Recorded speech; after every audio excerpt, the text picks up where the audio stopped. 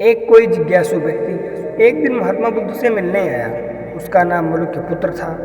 वह विद्वान 500 शिष्यों के साथ बुद्ध के पास आया था। निश्चित ही उसके पास बहुत सारे प्रश्न थे। एक बड़े विद्वान के पास ढेर सारे प्रश्न होते ही हैं, समस्याएं ही समस्याएं। बुद्ध ने उसके चेहरे की तरफ देखा और कहा, मलुक्यपुत्र, एक शर्त है। यदि तुम शर्त पूरी करो, केवल तभी मैं उत्तर दे सकूंगा। मैं तुम्हारे सिर पर भरभराते हुए प्रश्नों को देख सकता हूँ। 1 वर्ष तक प्रतीक्षा करो, ध्यान करो, मौन रहो, तब तुम कुछ भी पूछना और मैं उत्तर दूंगा। यह मैं वचन देता हूँ। मलुक्यपुत्र कुछ चिंतित हुआ। 1 वर्ष केवल मौन रहना और तब यह व्यक्ति उत्तर देगा, और कौन जाने कि वे उत्तर सही भी है या नहीं। हो सकता है 1 वर्ष बिल्कुल ही बेकार जाए। इसके उत्तर बिल्कुल व्यर्थ भी हो सकते हैं। क्या करना चाहिए? वह दुविधा में पड़ गया। वह थोड़ा झिझक भी रहा था। ऐसी शर्त मानने में इसमें खतरा था। और तभी बुद्ध का दूसरा शिष्य सारिपुत्र जोरों से हंसने लगा। वह वहीं पास में ही बैठा था, एकदम खिलखिलाकर हंसने लगा।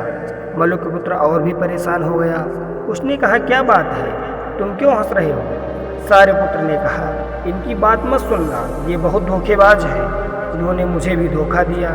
जब मैं आया, तुम्हारे तो केवल 500 शिष्य हैं, मेरे पास 5000 शिष्य थे। मैं एक बहुत बड़ा ब्राह्मण था, देश भर में मेरी ख्याति थी।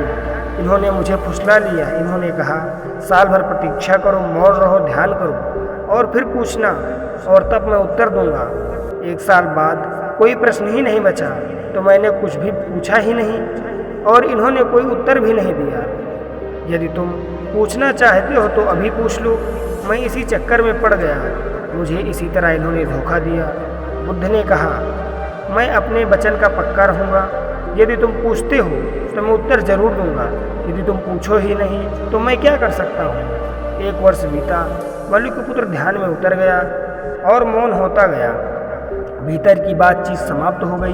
भीतर का कोलाहल रुक गया। वह बिल्कुल भूल गया कि 1 वर्ष कब बीत गया। जब प्रश्न ही ना रहे तो उत्तरों की फिक्र कौन करता है? एक दिन अचानक बुद्ध ने पूछा, यह वर्ष का अंतिम दिन है। इसी दिन तुम 1 वर्ष पहले यहाँ आए थे और मैंने तुम्हें वचन दिया था कि 1 वर्ष बाद तुम जो पूछोगे मैं उत्तर दूंगा। मैं उत्तर देने को तैयार हूँ। अब तुम प्रश्न पूछो। मलुक्यपुत्र हंसने लगा और उसने कहा, आपने मुझे भी धोखा दिया। वह सारिपुत्र ठीक कहता था।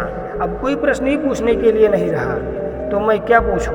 मेरे पास पूछने के लिए कुछ भी नहीं है। असल में यदि तुम सत्य नहीं हो तो समस्याएं होती हैं और प्रश्न होते हैं। वे तुम्हारे झूठ से पैदा होते हैं। तुम्हारे स्वप्न, तुम्हारे नींद से वे पैदा होते हैं। जब तुम सत्य प्रमाणिक मौन समग्र होता है और तिरोहित हो जाते हैं। बुद्ध ने कहा, मेरी समझ ऐसी है कि मन की एक अवस्था है जहाँ केवल प्रश्न होते हैं, और मन की एक अवस्था है जहाँ केवल उत्तर होते हैं। वे कभी साथ साथ नहीं होते। यदि तुम अभी प्रश्न पूछ रहे हो तो तुम उत्तर नहीं ग्रहण कर सकते।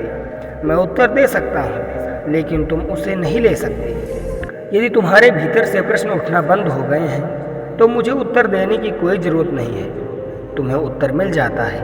किसी प्रश्न का उत्तर दिया नहीं जाता। मन की एक ऐसी अवस्था उपलब्ध करानी होती है जहाँ कोई प्रश्न ही नहीं उठते। मन की प्रश्न रहित अवस्था ही एकमात्र उत्तर है। यही तो ध्यान की पूरी प्रक्रिया है। प्रश्नों को गिरा देना, भीतर चलती बातचीत को गिरा देना। जब भीतर की बातचीत रुक जाती है तो ऐसा आसिम मौन छा जाता है। उस मौन में हर चीज़ का उत्तर मिल जाता है। हर चीज़ सुलझ जाती है, शाब्दिक रूप से नहीं, अस्तित्वगत रूप से सुलझ जाती है। कहीं कोई समस्या नहीं रह जाती।